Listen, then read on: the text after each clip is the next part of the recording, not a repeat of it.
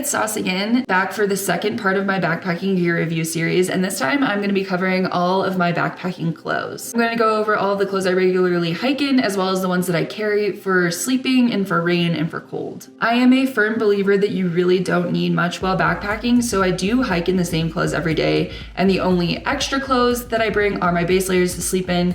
Besides that, I carry, of course, a few extra items for warmth and again for rain. A good rule of thumb for choosing backpacking clothes, in my opinion, is really just wearing whatever you're already comfortable in, like when you work out or when you hike, but also to keep in mind that you will likely have a lot of sun exposure, so it's not a bad idea to try for more coverage or clothes with higher UPF ratings. Make sure you stick around to the end to hear about the one piece of clothing that I never leave without. One quick tip I always like to share about backpacking clothes, especially if you live somewhere out east or in the Midwest where there's a lot of ticks or bugs, is that I always really like to treat my clothes with Premethrin. This is also great out west for mosquito season in July. This makes a big difference in my opinion. You just spray it on whatever clothes you'll be wearing or packing, and it helps keep the mosquitoes and ticks away. So you can treat them at home. Just be careful, make sure you wear gloves and follow the instructions on the bottle. But I usually do this at the beginning of July every summer, and by the time my clothes have gone through 6 washes, which is the amount you're supposed to wait before you retreat, the mosquitoes are usually gone. So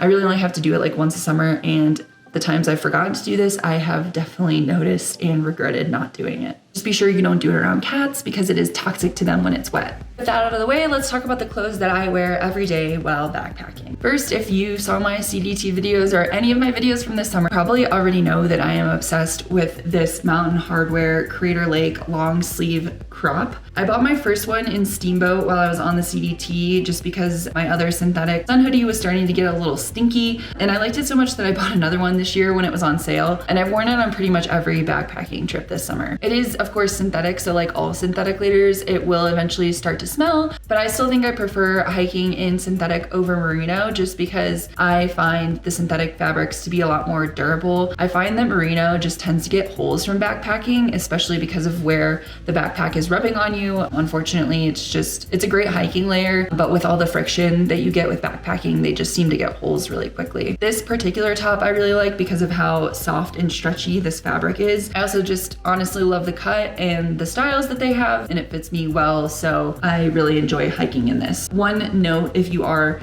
considering this, because it's slightly cropped, I definitely recommend high-waisted shorts so you don't have a gap that's showing when you're wearing a backpack, because personally I don't like when my backpack can rub against my skin. The way that I do that with this slightly cropped shirt is just wear high-waisted bottoms. I also really love hiking in sun hoodies. When I do the cropped shirt, because it doesn't have any like neck or head protection, I try to put a bandana under my hat or something to cover my neck or be really diligent about my sunscreen. But again, I love a good sun hoodie. I still love this Outdoor Research Echo sun hoodie that I wore in the CDT. This is probably my favorite sun hoodie I've tried so far, and I've tried several others since then, and I still just love like the weight of this fabric, the way it fits, and overall I would recommend this if you are in the market for a sun hoodie. Like I said, I do like wearing high-waisted bottoms with that Mountain Hardwear top, and one of my favorites to pair with it are these Baleaf biker shorts. These are high-waisted and they do have a decently, I think like a 3-inch inseam. So they go down a little bit on my thighs, which is nice as far as preventing chafing. I also really still like the Baleaf 2-in-1 shorts that I wore on the CDT. They also have spandex as well as like an outer layer. My biggest requirement for hiking shorts is just that they do have like that spandex layer to prevent chafing, and preferably one that goes long enough that it's gonna cover that key area in between my thighs and hopefully not right up.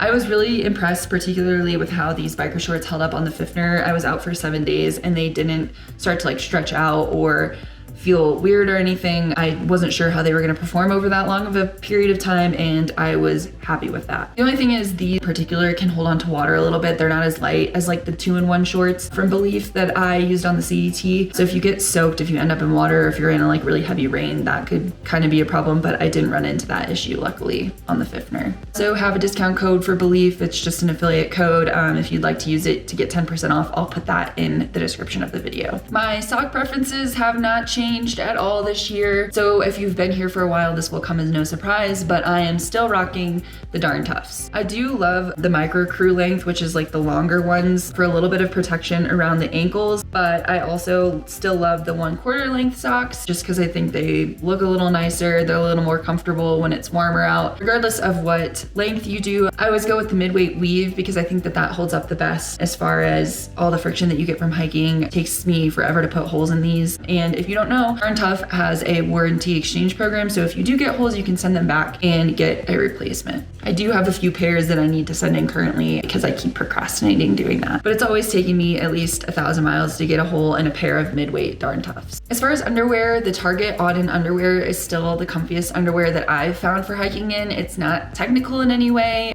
I just love that they don't have seams really, and they're super stretchy. So overall, it's the most comfortable underwear that I've found for hiking in. It feels like basically going commando without going commando. I also tend to carry an extra pair of underwear for swimming because the Target Auden underwear don't have like great coverage. So for that, I carry the Patagonia Barely Hipsters. And then that's also nice because I have an extra pair that is antimicrobial to wear if I'm out for a really long period of time. As far as my sports bra, I again feel like whatever sports bra you typically hike in is going to be the best option for backpacking as well. I've been trying out this new Patagonia bra this year and really like it. It's pretty comfy, does all the things I need it to do. And I also still occasionally wear my Lululemon bra that I wore for the entire PCT. Another big change for me this season has been on the footwear front, and that is in switching to hokas. I have been specifically wearing the Hoka Speegoat 5s and really enjoying them. After the CDT, I was feeling like I needed a little more cushion than the Lone Peaks had to offer, and I've heard so many people love the Speegoats that I felt like it was time to try them out. They are definitely not as big in the toe box as Ultras, as you can see and as you probably already know. So I've had a few adjustments as far as my feet getting used to them. I make a wide version though, and I found that to be really helpful. In the past, I had discounted them because I'd only ever tried on like the regular version, and I was like, there's no way these are too narrow for my feet. But using the wide version, just kind of getting used to having that smaller toe box again has been fine. I have found that I haven't had as much knee pain as I usually do, so I'm definitely sticking with these for now. The tread on these are also great, and I find myself trusting them fully on steep and loose terrain, and I also find that it lasts a long time. So I really appreciate having that extra confidence in the tread. One concern I did have with these before I switched was the stack height. As you can see, it's a pretty thick sole there. I was worried that I was going to be more prone to rolled ankles just because there is so much cushion in them, but so far that hasn't been an issue for me.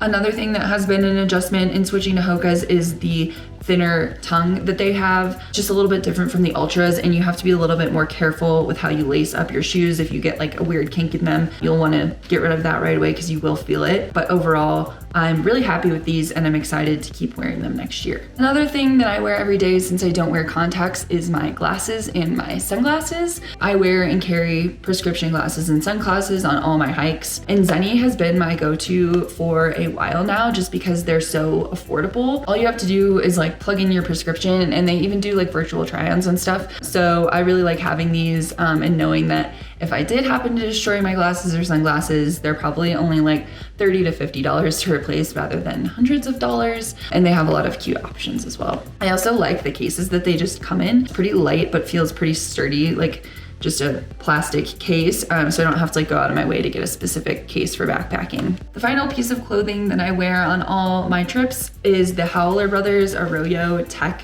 Strapback. I found this hat originally on the CDT and Steamboat, and I don't typically like hats on myself. So when I found this one that I actually liked how it looked, I kind of ran with that, and I ordered like 2 more for this summer since the one I wore on the CDT got pretty destroyed. And whatever hat you typically wear, something to protect your face from the sun is great. But yeah, again, I do really like how this one looks on me. I like that it's a mesh to kind of give you some breathability, although do keep in mind that you're not going to get sun protection there. Make sure you're still like sunscreening your scalp. Another thing that's a little bit annoying about this is I don't feel like they wash super well, because I think that this is probably just cardboard. You have to be careful when you're like washing the rim and stuff in here. But overall, I like it. I at least finally found a hat that I like to wear, so I'll probably be sticking with this for for a while until I find another style that I like. Moving on to my packed clothes. I did try new base layers this summer, the capilene base layers from Patagonia. I got the hoodie as well as the pants in these. And overall, I really love the way that these fit. I like having a hood, honestly, for my base layer top. Might not be for everybody, but for me, I love it like snuggling into everything at night in all my layers.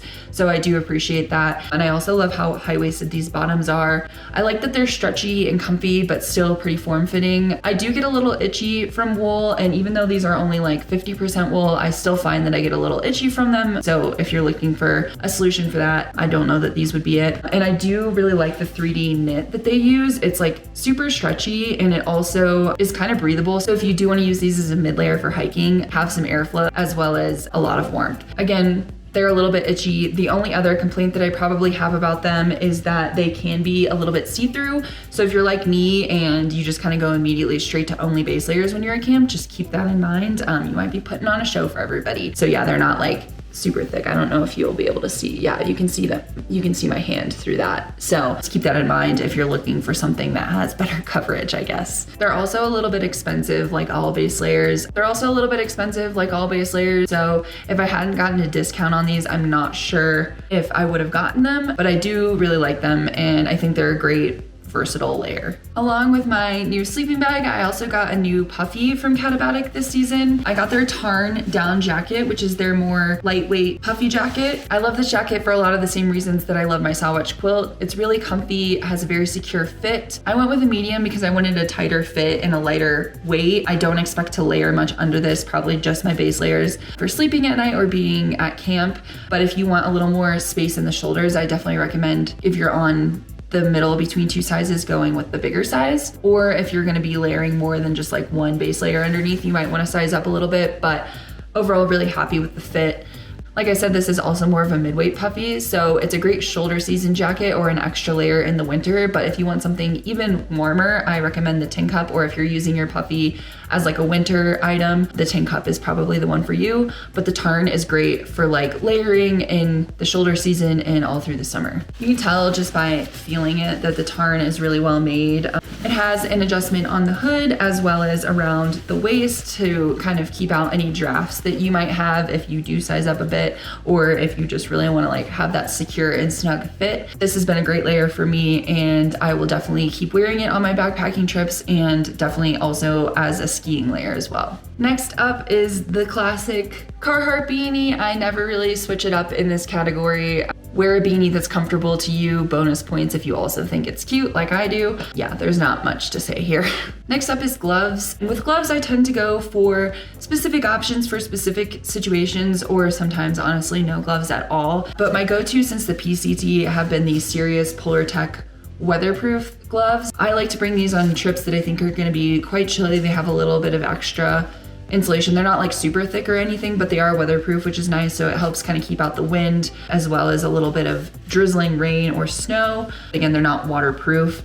So if I am going to be in a situation where I need like something more waterproof, I would recommend a liner and maybe a fleece glove. And that's kind of my other go-to, is a fleece glove with a liner. A lot of times my liner is honestly a plastic bag. You would eventually need to invest in real liners, but that's what I do for now. I also used these hyflex work gloves on the Fifner. My friend Leslie brought them for me, and these were really nice for the mornings and for extra grip on like rocks and stuff. They're great for scrambling to kind of protect your skin a little bit. Sometimes I find that after a while of like gripping rocks, my hands can get a little torn up. So these are nice in preventing that, and they're also just a nice little extra layer of warmth. So this is what I used on the Fifner, and they worked really well for me. Next up is one of the most important clothes categories in my opinion, and that is the rain gear. For my rain gear this year, I've honestly been stealing Josh's versalite montbell rain jacket for the entire season. I kept borrowing it under the guise that I would eventually purchase my own, which is what I intend to do this winter. The montbell versalite is super light. It's a lot more durable than frogg togs, obviously, and it is actually waterproof, unlike a lot of the jackets on the market that are in this weight range that are mostly just like weatherproof or like water resistant. Josh and I have both taken this thing through some pretty heavy downpours and have been very happy with the results. So it will eventually soak through. The only time that's happened to us was after like a 5-hour rainstorm in the Wind River Range. We probably should have just set up our tent anyway. I also use this jacket a lot as a wind layer, and it has pit zips, which is perfect for that. So like when we were in the high alpine areas of the Fifner and the wind got pretty relentless, I could put it on, open up the pit zips, and still not sweat too bad when I was climbing all of that berg. Rain pants, I have stuck with the Frogg Togg Java toads that I picked up on the CDT, and they have continued to be a great rain and wind layer. Note that they are the Java toads. They're a lot more durable than the typical Frogg Toggs that you pick up like off the shelf at Walmart. And so I really like them, and they were great also as a bushwhacking layer on the Fifner Traverse. They definitely saved my legs. A lot of big scratches. If you want to go a lot lighter in rain pants, it seems like you have to spend quite a bit more money. So at $60 and 12 ounces, I'm really happy with these. Finally, for the most important piece of backpacking clothing that I never leave home without, my bug head net. This bug head net is one of the best pieces of gear I have ever purchased, and I try to never leave without it. It's super light, it's relatively cheap, and it has a permanent spot in my backpack because of the amount of times that it has truly saved my sanity on trips. Whenever I get absolutely demolished by mosquitoes, I am so grateful that I have this thing in my pack. And that is it, a comprehensive review of all of the clothes that I wear and pack on my backpacking trips. If you have any questions, please leave them in the comments, and be sure to subscribe so you don't miss the rest of my backpacking gear review series.